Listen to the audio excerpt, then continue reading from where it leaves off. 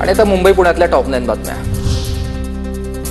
मुंबईमधील 14 धोकादायक पूल पाडून नवीन पूल बांधण्याचा निर्णय। काही पुलांच्या दुरुस्तीचे काम सुरू आहे, काही पूल नव्याने बांधले जातील आणि जुन्या पुलांच्या अपघाताचा धोका लक्षात घेता महत्त्वाचा निर्णय।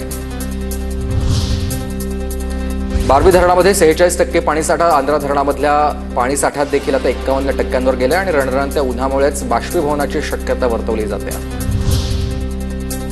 मुंबई विमानतळावर आकाशा एअरच्या विमानावर मधमाशांचा हल्ला। वीक रिस्पॉन्स टीमच्या सतर्कतेमुळे परिस्थिती आटोक्यात। मुंबईतील विक्रोळी, पंतनगर, भांडूप आणि विजय गार्डन या मेट्रो स्थानकं जोडली जातील। मेट्रो स्थानकं पादचारी पुलांना जोडण्यासाठी MMRDAची निविदा प्रक्रिया सुरू आहे। आता SRA मधल्या भाडं थकवणाऱ्या विकासकांची संपत्ती जप्त करणार। गरज भासल्यास थकीत भाडं वसुलीसाठी या संपत्तीचा लिलाव केला जाईल। राज्य सरकारचा हा मोठा निर्णय आहे आणि यासाठी झोपडपट्टी घोषित झाल्यावर 60 दिवसात पुनर्वसनाचा प्रस्ताव दाखल करणं बंधनकारक असेल।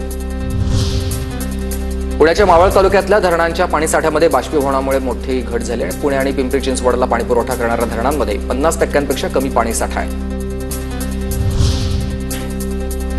पुणे शहरातल्या पावसाळ्यापूर्वीची कामं 7 जूनपूर्वी पूर्ण करा। अतिरिक्त आयुक्तांकडून पुणे पालिकेच्या विविध विभागांना आदेश।